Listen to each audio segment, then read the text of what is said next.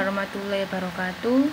Perkenalkan, nama saya Armenovia Putri Utami, NIM 135191006 dari kelas A1 19.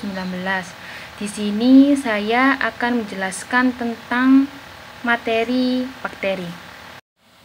Sebelumnya saya akan menjelaskan tentang apa itu bakteri.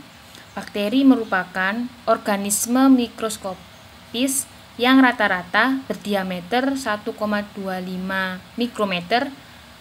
Ukuran bakteri hanya dapat dilihat dengan menggunakan mikroskop. Selanjutnya, saya akan menjelaskan apa itu bakteriologi. Bakteriologi atau sering disebut dengan biologi bakteri merupakan ilmu yang mempelajari kehidupan dan klasifikasi bakteri, struktur anatomi sel bakteri, cara kerja sel bakteri, interaksi antar sel bakteri, dan juga tanggapan bakteri terhadap perubahan pada lingkungan hidupnya. Bakteri juga memiliki nilai ekonomi penting dalam kehidupan manusia, seperti pengetahuan dalam cabang ilmu yang biasanya bermanfaat dalam pengobatan, higien, ilmu pangan, dan gizi, pertanian maupun industri, terutama pada industri fermentasi. Selanjutnya adalah struktur bakteri. Struktur bakteri di sini terdapat dinding sel, kapsul, membran sel, sitoplasma, nukleoid DNA, flagel, ribosom, dan juga mesosom. Dinding sel pada struktur bakteri tersusun atas polisakarida dan peptidoglikan, yaitu gabungan dari protein. Fungsi dari dinding sel yaitu untuk melindungi sel supaya tidak rusak dan juga untuk mempertahankan bentuk dari sel bakteri. Kapsul pada struktur bakteri merupakan selaput licin terdiri dari polisakarida yang terletak di luar dinding sel. Kapsul sendiri memiliki fungsi, yaitu untuk mempertahankan diri dari antitoksin yang dihasilkan oleh sel inang. Membran sel pada struktur bakteri tersusun atas lemak dan protein. Membran sel bersifat semi-variabel. Fungsi dari membran sel yaitu untuk mengatur keluar masuknya zat ke dalam sel. Sitoplasma pada struktur bakteri merupakan tempat berlangsungnya reaksi metabolik. Sitoplasma berfungsi sebagai tempat wadah berlangsungnya reaksi-reaksi metabolisme sel. Nukleoid DNA pada struktur bakteri untuk mengontrol sintesis protein dan pembawaan sifat. Nukleoid DNA juga memiliki fungsi, yaitu yang pertama sebagai materi genetik, yang sebagian besar untuk penentu sifat metabolisme bakteri. Yang kedua, menentukan sifat fertilitus, patogen, serta ketahanan terhadap suatu antibiotik. Yang selanjutnya, flagel atau yang disebut dengan cambuk besar pada struktur bakteri berfungsi sebagai alat gerak bakteri. Flagel melekat pada membran luar dinding sel. Dalam hal ini, flagel hanya dimiliki oleh bakteri yang berbentuk batang, koma atau vibrio, dan spiral. Ribosom pada struktur bakteri tersusun atas protein dan RNA. Ribosom berfungsi sebagai tempat sintesis protein. Yang terakhir adalah mesosom dari struktur bakteri. Mesosom merupakan organel sel yang memiliki pentolan di membran plasma terhadap sitoplasma. Mesosom memiliki beberapa fungsi, yaitu diantaranya yang pertama menghasilkan energi, yang kedua membentuk sel dinding baru saat pembelahan sel, yang ketiga menerima DNA saat konjugasi. Selanjutnya yaitu tentang bakteri prokariot dan eukariot. Di sini sel prokariotik terdapat pada mikroorganisme sel tunggal, yaitu seperti bakteri. Sedangkan pada sel eukariotik terdapat pada mikroorganisme seperti tumbuhan dan hewan.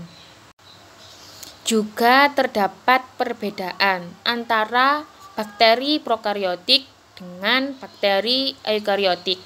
Secara umum, yaitu pada sel eukariotik lebih kompleks dan lebih besar dibandingkan pada sel prokariotik. Perbedaan yang lain yaitu pada inti sel. Jika pada sel prokariotik tidak memiliki membran, sedangkan pada sel eukariotik memiliki membran. Perbedaan selanjutnya terdapat berdasarkan letak DNA-nya. Pada sel prokariotik memiliki DNA yang berada di daerah nukleoid, sedangkan sel eukariotik DNA-nya terletak di dalam nukleolus. Perbedaan yang terakhir yaitu ada atau tidaknya organel. Sel prokariotik tidak memiliki organel seperti mitokondria, badan Golgi, dan retikulum endoplasma. Sementara pada sel eukariotik memiliki organel seperti mitokondria, badan Golgi, dan retikulum endoplasma. Selanjutnya saya akan menjelaskan tentang bentuk bakteri. Di sini dibagi menjadi 3 bentuk bakteri. Yang pertama, bentuk batang atau basil. Yang kedua, bentuk bulat atau kokus. Dan yang ketiga, bentuk spiral atau spirilum.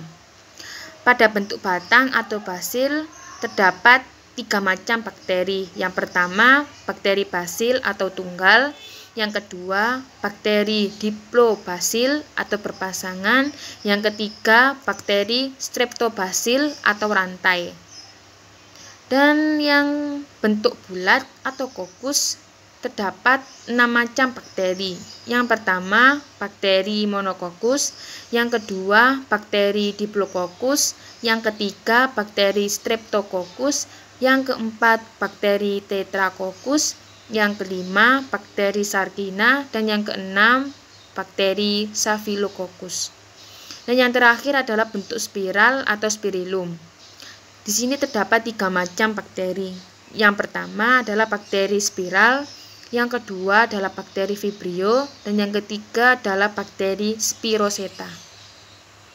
Berdasarkan letak dan jumlah flagel yang dimiliki, maka bakteri dibedakan menjadi 4, yaitu yang pertama monotorik, yaitu adalah bakteri yang hanya memiliki 1 flagel pada ujungnya.